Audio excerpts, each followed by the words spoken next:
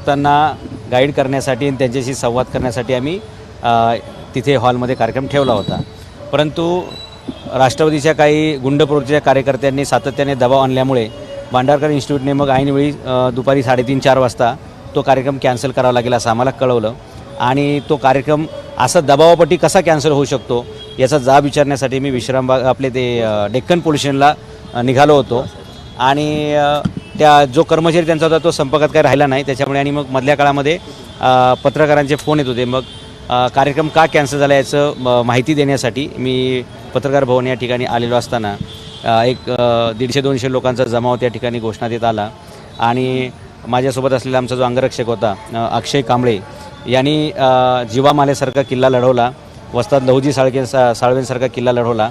आणि त्यांनी प्राणपणाने झुंज देऊन त्यांनी माझ्या प्राणाचं रक्षण केलेलं आहे. पहिले तर मी त्या कर्मचाऱ्याचे आभार मानतो. दुसरी गोष्ट अशी की ज्यांनी हा भ्याड हल्ला केलेला आहे त्याचा मी एकटाच निषेध करणार नाही, सगळी महाराष्ट्रातील जनता त्याचा निषेध करेल. आणि माझ्या अंगावरती जे काही तुम्हाला काळं दिसते ते माझ्या अंगावर काळं नाही, तर ज्यांचे हात काळे झालेले आहेत ते सगळं लोकांसमोर येईलच. आणि मी जे नेहमी सातत्याने सांगतो की इतिहास गवाह आहे, जिजाऊसाहेबांचे वडील त्यांचे 2 भाऊ मारले गेले पण त्यांनी स्वराज्याचा हट्ट सोडला नाही. त्यांनी सातत्यानं रयतेची बाजूच घेतली. त्याप्रमाणे मी त्यांचा एक वारसदार म्हणून रयतेची कालही बाजू घेतली, आजही बाजू घेतली आहे. आणि मी ठामपणे त्या भूमिकेवर. आणि माझी एवढीच अपेक्षा आहे की जर मी कागद घेऊन बोलतो आहे तर समोरच्यांनी कागद घेऊन बोललं पाहिजे, जर मी पेन घेऊन बोलतो आहे तर मी समोरच्यांनी पेन घेऊन बोललं पाहिजे. बघा, मराठ्यांच्या इतिहासातील जो काळा दिवस होता तो माझ्यामुळे उघडकीस आला. आणि 23 मार्च 1994 साली शरद पवारांनी जे अन्यायपूर्वक मराठ्यांच्या हक्काचं आरक्षण ओबीसीच्या घशामध्ये घातलं ती गोष्ट केवळ आणि केवळ माझ्या सोशल मीडियातून आणि माझ्या सातत्याच्या ठाम भूमिकेमुळे बाहेर आली. याचा राग राष्ट्रवादीच्या कार्यकर्त्यांच्या मनामध्ये होता. आणि वरिष्ठ लोकांच्या चिथावणीशिवाय हे काम होऊ शकत नाही. आणि स्वतः फुले शाहू आंबेडकरांचं नाव घ्यायचं आणि आपल्या कार्यकर्त्यांना मात्र तालिबानसारखं ट्रेनिंग द्यायचं या प्रवृत्तीचा मी निषेध करतो. आणि ही गुंडगिरी आहे, लक्षात घ्या. म्हणजे मीडियाच्या समोर पोलीस माझ्या प्रोटेक्शनला असताना एवढी हिंमत होते याचा अर्थ नक्कीच या ठिकाणी गुंड प्रवृत्तीच्या लोकांना कायद्याचं भय राहिलेलं नसावं किंवा राजकीय लोक अशा प्रकारची चिथावणी आपल्या कार्यकर्त्यांना देऊन महाराष्ट्राचा बिहार करतात का काय असं मला प्रश्न वाटतो. अचं कारनामा उघड झाल्यानंतर ब चिथावणी त्यांचा काही संबंध नसतोय. ज्यांची नावं उघड झाली आणि संपूर्ण मराठा समाजाला कळलं की आपल्या दुःखाला, आपल्या दारिद्र्याला आणि आपल्या ह्या अन्यायाला जबाबदार कोण आहे हे सगळं उघड झाल्यामुळे आता कागदाचं उत्तर कागदाने देता येत नाही आहे, पुराव्याचं उत्तर पुराव्याने देता येत नाही. काही पुरावे द्यायचा प्रयत्न केला ते खोटे पुरावे निघाले.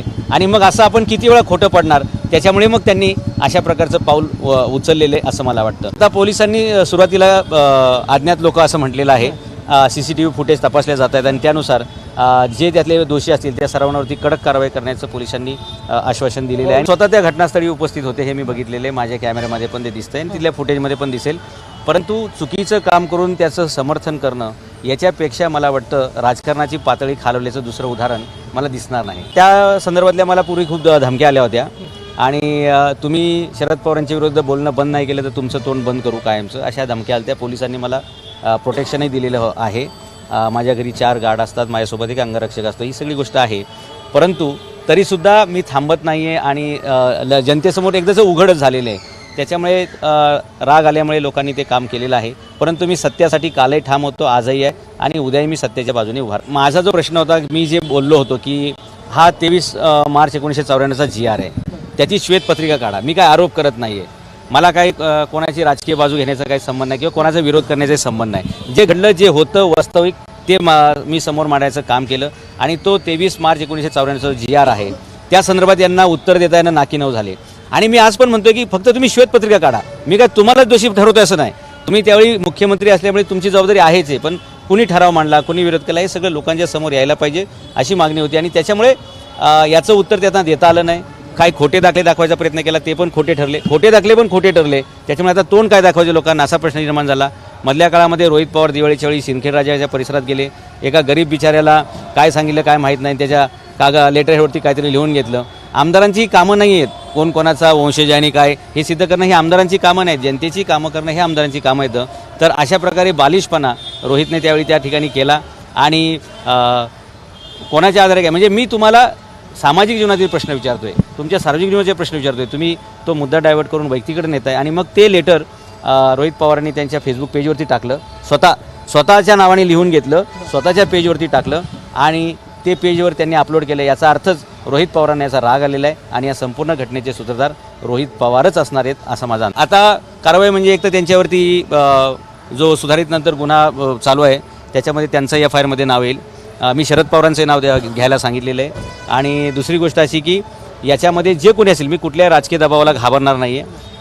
माझं पोलीस प्रोटेक्शन वाढवण्यात यावं, माझ्या कुटुंबियाच्या जीविताचं रक्षण करणं ही घटनेनं या महाराष्ट्र राज्याची जबाबदारी आहे. त्यामुळे मला वाढीव प्रोटेक्शन मिळालं पाहिजे आणि या घटनेत जो कोणी दोषी असतील त्यांना कोणत्याही प्रकारे न सोडता, कारण जर अशा प्रकारे विचार मांडणाऱ्या लोकांवरती जर हल्ले व्हायला लागले तर भविष्यामध्ये विचारवंत लोणच्यालासुद्धा इथं शिल्लक राहणार नाहीत आणि बिहारसारखी तालिबानसारखी परिस्थिती निर्माण होईल. ते होऊ नये याच्यासाठी अशा प्रकारचे हल्ले रोखण्यासाठी कडक कारवाई आपल्याला अपेक्षित. एखाद्या एवढ्या मोठ्या घटनेला आपण जबाबदार आहोत हे लोकांसमोर आल्यानंतर आपण लोकांना तोंड काय द्यायचं, लोकांना उत्तर काय दाखवायचं, म्हणजे तोंड दाखवायला जागा न राहिल्यामुळे त्यांनी माझं तोंड काळा करायचा प्रयत्न केलेला मला दिसतोय.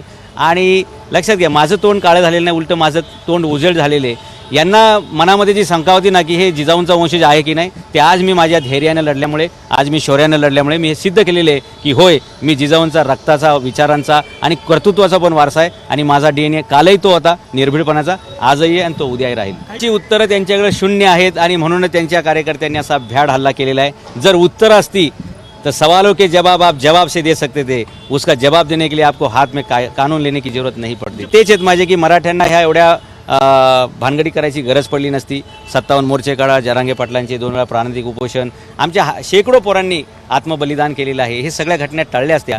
या सर्व मुलांच्या आत्महत्या, या सर्व कार्यकर्त्यांचा जाणारा वेळ, या सगळ्या कार्यकर्त्यांचे सगळे श्रम, हे सगळ्याला जबाबदार तो GR आहे 23 मार्च 1994चा.